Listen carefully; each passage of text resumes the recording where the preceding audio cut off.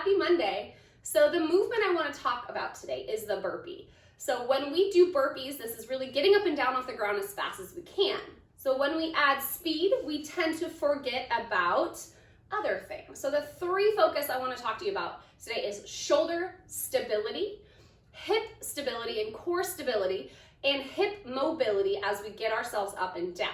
So when I start with burpees or teaching burpees, I always tell people to step out. So first thing you need to do is put your hands on the ground. So first, we're already keeping our back long. We're not rounding ourselves out, and we're kind of squatting down as much as we can. Then we're gonna step to plank. So as I'm going through this motion, even though it's sped up, I wanna make sure to stay pressed through the shoulders and not collapse myself into it. The other thing we're gonna talk about is that hip stability and core strength. And so when I step myself back, I wanna be able to maintain that neutral spine and not sag my hips. So when I do these in fast motion, oftentimes it looks like that. So my shoulders are shrugged, I drop my hips, or I peel myself up. And so I'm already putting myself at risk for injury for my shoulders as well as my low back. So we stabilize through the shoulders, push away from the ground, get yourself to plank, drop to those knees, then drop. And then I do the reverse on the way up. I kind of do that little push up. I'm still pushed through away from the ground. Then I come up, and this is where my hip mobility comes into play. I want to be able to get my feet up as high as I can towards my hand, finish in that same starting position I went down on, and then I'm up for my extension. So I'm gonna do a few, hands down, step out, drop, press, and up. Now when we start jumping, same ideas.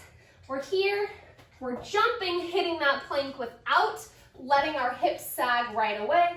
We keep it maintained up and down.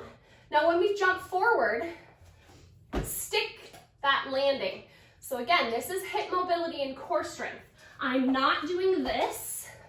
So bouncing on those knees over and over again, eventually you're gonna cause some injury.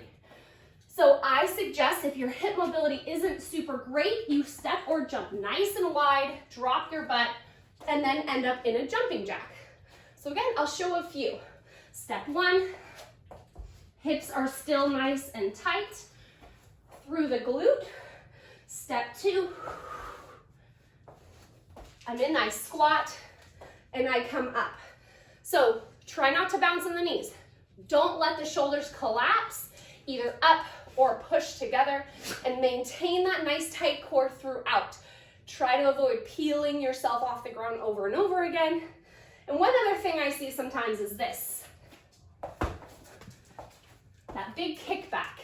So one, it's not very efficient, and two, most likely you're doing the same leg over and over and over again. So just think about the steps. Step, jump both feet at the same time, and then focus on that nice neutral position.